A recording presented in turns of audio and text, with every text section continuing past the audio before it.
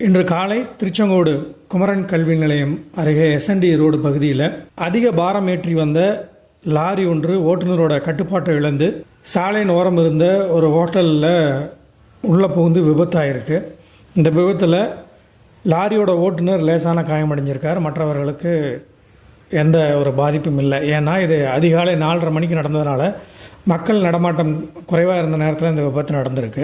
ஏற்கனவே திருச்செங்கோடு நாமக்கல் ரோடு பகுதி, SNT road பகுதி, இந்த பகுதிகளெலாம் மேடான சரிவான பகுதி. நாமக்கல் பகுதியிலேயோ அல்லது ராசிபுரம் பகுதியிலிருந்து வரக்கூடிய கனரக வாகனங்கள் அதிக பாரம் ஏற்றி வரும்போது இந்த பகுதிகளில் ரொம்ப இறக்கமாக இருக்கிறதுனால அந்த பகுதிகளில் ஓட்டுநரோட கட்டுப்பாட்டை இழந்து அடிக்கடி விபத்துகள் ஏற்பட்டிருந்ததை அடுத்து திருச்செங்கோடு நகர காவல்துறை, போக்குவரத்து காவல்துறை சார்பாக இந்த கனரக வாகனங்கள் இந்த சரிவான பகுதியில் வரக்கூடாது, மலையை சுற்றி போகக்கூடிய எட்வர்ட் மெமோரியல் ரோடு வழியாக சென்று வால்ரகேட்டு வழியாக வந்து சிஹெச்பி காலனி வழியாக நகரத்துக்குள்ளே வரணும்னு ஏற்கனவே அறிவுறுத்தியிருக்காங்க.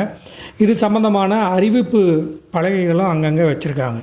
இந்த அதிகால நேரங்களில் இந்த விறகு ஏற்றி வர ஓட்டுநர்கள், அதிக பாரம் ஏற்றி வரக்கூடிய ஓட்டுநர்கள் இந்த காவல்துறையோடைய உத்தரவை மதிக்கிறதில்ல.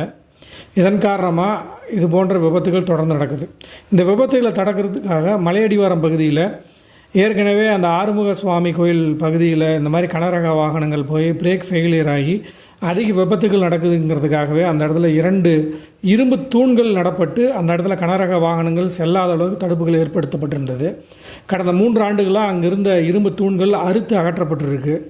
அதே மாதிரி கனரக வாகனங்கள் இந்த எஸ்என்டி ரோடு வழியாக செல்வதை தடை செய்யும் வகையில் தடுப்புகள் ஏற்படுத்தப்பட்டிருந்து அதுவுமே அகற்றப்பட்டிருக்கு.